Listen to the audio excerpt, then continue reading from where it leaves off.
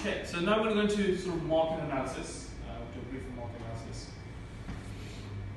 Okay, so generally there's three types of analysis which most traders should apply. They should look to incorporate.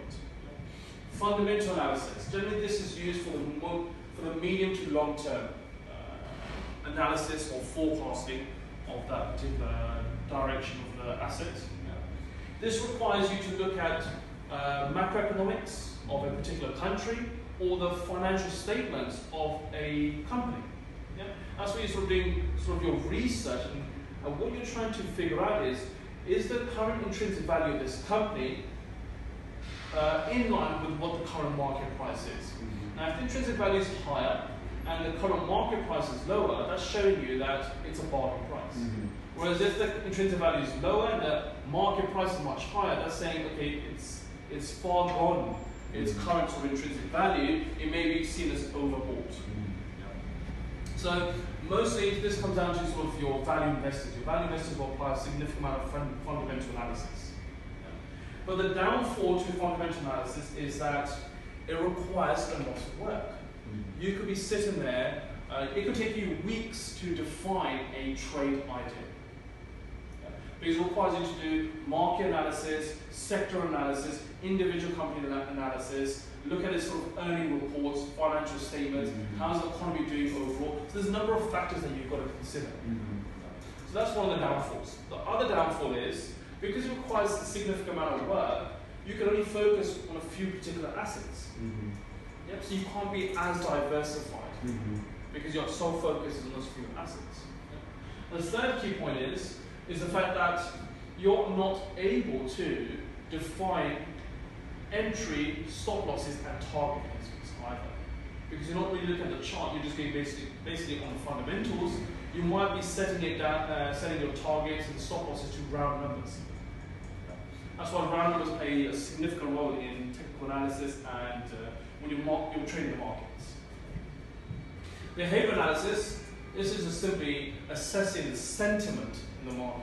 It's understanding how, because what moves prices? What moves market prices? It's not the news that's being released that moves the market. It's the news that the traders assess to gauge whether they want to buy or sell. So it's traders that are moving the markets. And that's all based on what their views are and sentiment is towards that current news. Yeah? So you need to assess how is the behavior and the sentiment of these traders. And that's what you're looking to do with behavioral analysis. And then technical analysis. This pretty much draws a picture of actual price action. It can be seen as a leading indicator of what could take place. Yeah? It allows us to illustrate the current market condition, see the impact of a particular fundamental news and how it's been reflected on the current price. So it does incorporate both fundamentals and behavior analysis. But ideally, you want to incorporate all three. Okay, so we're going to now focus on sort of two different types of fundamental analysis. One is more geopolitical. Geopolitical generally comes down to news that affects the world, right? So they could be specifically, well, most recently, it's been trade. Trade wars have been a concern, especially with the US and China. We see the market fluctuate because of specific, say, G20 meetings not going in line with what the market expected. So trade wars has been a concern most recently, and that's a geopolitical risk. So traders will be assessing this type of sort of political risk, political information to gauge how that would impact the current market condition. And then you have specific macroeconomic data that's being released. So this is news that affects the economic outlook of a certain country or that region. And generally, it falls down to sort of three key measures that we look at. The first is the GDP, the gross domestic product. Then the next is looking at inflation. What is the current inflation of that particular country? And then the third key point is unemployment. There are other secondary indicators you can look at, for example, the productivity figures, consumer business sentiment, right? But those are three key major sort of macroeconomic data that's released that could move markets significantly.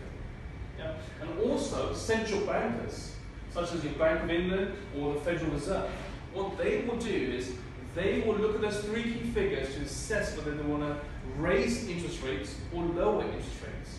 Yeah. Okay, so now we're going to focus on technical analysis. So the definition of technical analysis is the study of past market action to help forecast future direction. That's all. So that consists of generally three key areas, three primary indicators. One is actually the current price and past prices that we can view in the chart. The second is volume. When price is rising and it's rising with an increase in volume, that's just supporting, that's confirming that it's more likely to continue. But if price is rising, but volume is not also confirming that, it's actually weakening, it's showing some divergence, it may not continue to the upside. And then we have open interest, which we'll cover a little bit later.